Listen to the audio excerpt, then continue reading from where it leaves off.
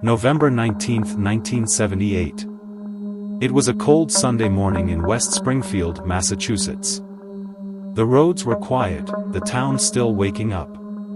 At around 9:30 a.m., Patrolman Earl Camp pulled into a rest area along Route 5, expecting just another routine check. But what he found would haunt the town for decades. A green Dodge pickup truck sat motionless, its passenger side window shattered. Blood stained the pavement. And just beyond the guardrail, two bodies, discarded like afterthoughts in the brush. They had been shot execution style. Their names were Mark Harnish and Teresa Marcoux, two young people whose lives had just been brutally taken. What happens when a young couple is found murdered in their vehicle, and the case remains unsolved for over 4 decades? Police scoured the scene, collecting fragments of evidence, bullet casings, tire tracks, a single fingerprint smeared in blood. But in 1978, forensics could only go so far.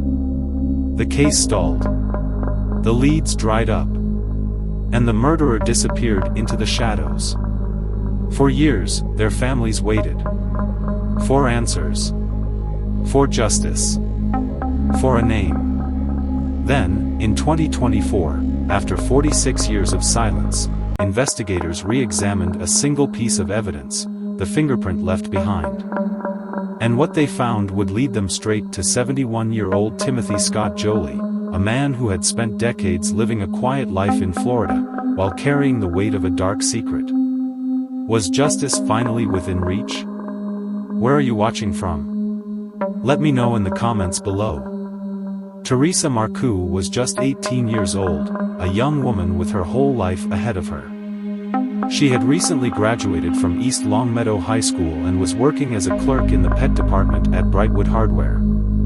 She loved animals, always had a soft spot for them. Friends described her as cheerful, kind, and full of life, someone who always found a way to brighten the room. Mark Harnish was 20. Like Teresa, he had also attended East Longmeadow High School. He was a mechanic at Shaker Foreign Car Repair, known for his quiet, polite nature. While he wasn't the loudest in the room, those who knew him said he was trustworthy, hardworking, and always willing to lend a hand. Together, Mark and Teresa were navigating the uncertainties of young adulthood, figuring out their next steps in life. But things weren't easy.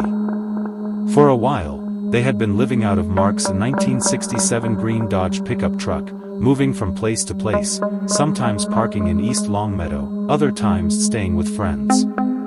It wasn't an ideal situation, but they were getting by. They had dreams, plans, a future. But on the morning of November 19, 1978, that future was stolen from them in a single moment of violence, a crime that would go unanswered for nearly half a century. November 19, 1978. The air was crisp, the roads still quiet. Patrolman Earl Camp was making his usual rounds along Route 5 in West Springfield, Massachusetts when he pulled into a small rest area, just a routine check. But something immediately caught his attention. A green Dodge pickup truck sat motionless, its passenger side window shattered. The glass sparkled on the pavement, and something even more alarming, dark stains near the door. Camp stepped closer, heart pounding. Then, just beyond the metal guardrail, he saw them. 2 bodies. Lifeless. Abandoned in the brush. The victims were 18-year-old Teresa Marcoux and 20-year-old Mark Harnish. They had been shot at close range, their bodies discarded just feet away from where they had once sat together in that truck. The discovery sent shockwaves through the community. West Springfield was a quiet town, not the kind of place where young couples were gunned down in cold blood. Fear spread quickly. Was there a killer still out there? Could they strike again? Authorities wasted no time. West Springfield Police, along with the Massachusetts State Police, arrived within hours. Investigators combed the area, marking every clue, every trace of evidence left behind. Blood patterns, bullet casings, tire tracks, everything was documented, bagged, and sent for analysis. But even as investigators worked the scene, one thing was becoming painfully clear: this wasn't a random act of violence. This was something personal. Something deliberate. And whoever did it was gone. Investigators wasted no time processing the scene. Blood. Bullet casings. A shattered truck window. Every detail told a story, one they were determined to piece together. Both victims had been shot at close range, likely while still inside the green Dodge pickup truck. The positioning of the bodies suggested they had been dragged over the guardrail and left behind, discarded like they didn't matter. But one clue stood out. A single fingerprint, partially smeared in what appeared to be blood, found on the passenger side vent window. It was a potential breakthrough. But there was a problem. Ballistic analysis confirmed that .38 caliber projectiles were recovered from both the victims' bodies and the truck. It was clear this was an execution-style killing, precise and deliberate. But the fingerprint didn't match any known records in law enforcement databases at the time. With limited forensic technology in 1978, investigators manually compared nearly 70,000 fingerprint cards, painstakingly searching for a match. Nothing. No clear motive. No immediate suspects. No eyewitnesses. Police scoured Teresa and Mark's personal lives, looking for any sign of a grudge, a jealous ex, a personal vendetta. But they found nothing. The young couple had no known enemies, no involvement in criminal activity. It was as if someone had chosen them at random, or had planned this with chilling precision. With no strong leads and no forensic matches, the case hit a dead end. Days turned into months. Months into years. And eventually, the murders of Teresa Marcoux and Mark Harnish faded into the cold case files, a mystery that no one could solve, until 46 years later. For decades, the case remained frozen in time, a haunting mystery with no answers. Teresa Marcoux and Mark Harnish's families had long stopped hoping for justice. But in 2024, a single clue changed everything. A new tip led investigators to take another look at the evidence, specifically, the latent fingerprint found on the passenger side vent window of Mark's truck. At the time, it had been useless, no match, no identity. But forensic technology had come a long way since 1978. Using advanced fingerprint analysis, investigators compared the print against modern databases, and this time, they got a match.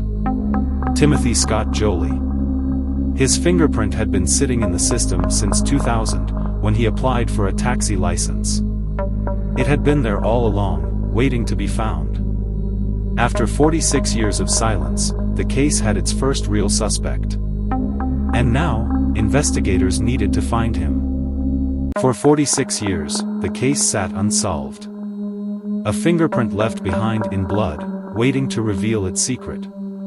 And now, it finally had. On October 30, 2024, law enforcement moved in. At 71 years old, Timothy Scott Jolie had been living a quiet life in Clearwater, Florida. But that morning, his past caught up with him. Authorities arrived at his residence and placed him under arrest. The charge? The 1978 murders of Teresa Marcoux and Mark Harnish. Jolie didn't resist. There was no dramatic standoff, no fight for freedom. Instead, he waived extradition, agreeing to be transported back to Massachusetts to face the charges. Now, the legal process begins. As of March 2025, a probable cause hearing is scheduled, a critical step in determining if there's enough evidence to move forward with a full trial. For the families of Teresa and Mark, it's been a long wait. Their parents never lived to see this day. But their extended family members, those who never stopped hoping, have finally seen an arrest. After nearly half a century, there is hope for justice. For decades, the murders of Teresa Marcoux and Mark Harnish remained a haunting mystery, a case that seemed destined to fade into history without answers. But thanks to the relentless determination of law enforcement and the power of forensic advancements, the past finally caught up with its secrets. A fingerprint left behind in blood, once untraceable, became the key to unlocking a decades-old truth. This case is a reminder that justice is never truly out of reach, that even after nearly half a century, the past can still speak. And for the families who waited for answers, it proves that cold cases can be solved, that closure is possible. But what do you think? Will justice be served? Do you believe more evidence will come to light? Let me know your thoughts in the comments below. And if you found this story compelling, don't forget to like, comment, and subscribe for more true crime documentaries. Thanks for watching.